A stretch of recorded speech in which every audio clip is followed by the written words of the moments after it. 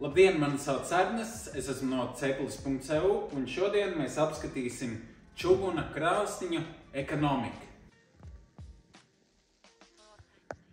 Sāksim ar krāsniņas augšdaļu, kas izlieta pilnībā no čuguna.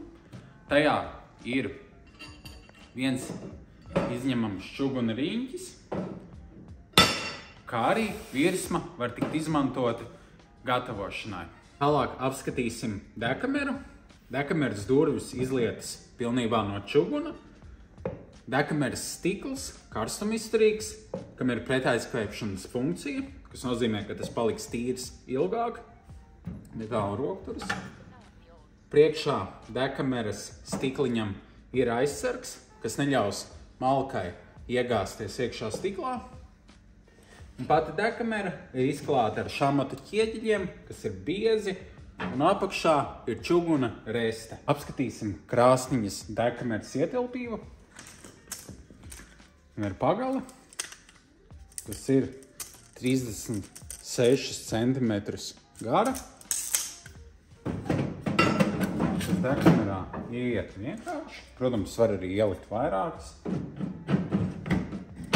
Un te vēl ir vieta pāris pagalēm. Šāda izmēra krāsniņas ietilpība no manas pieredzes ir pietiekami laba. Pirmā lieta, ko var pamanīt, apskatoties uz krāsniņu, ir skaistie beišie sāni. Tiem ir gan dekoratīvs nolūks, gan arī praktisks. Starp dekameru un ārējo sienu ir gaisa kārta, kas ļaus visai sienai sasilt vienmērīgi. Tas palīdzēs izvairīties no karstām vietām, kas ir gan bīstamas, gan arī neefektīvas. Tā ļaus visai sienai uzsilt vienmērīgi un atdot siltumu arī ļoti vienmērīgi. No krāsniņas aizmugures iznāk dūmats 120 mm un tajā ir iestrādāts šīberis. Tālāk nonākuši esam līdz pelnu atvilknē, kurā ir iestrādāta primārā gaisa padeve, ļoti vienkāršai gaisa kontrolē. Tā ir izņemama un pietiekami ietilpīga. Tas nozīmē ļoti vienkāršu un ātru pelnu izbēršanu. Un visbeidzot, esam nonākuši līdz malkas glabātuvei, kas atrodas uz izlietas čuguna pamatnes un zem pelnu atvilknes.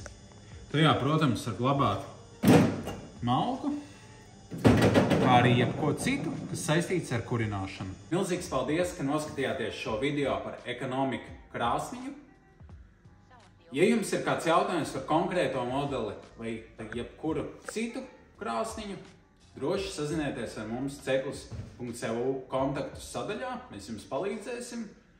Ja vēlaties krāsniņu apskatīties klātienē, pašlaik arī atrodamies Spunķciemā, mūsu izstāžu zālē, kur viss apskatāms uz vietas. Paldies!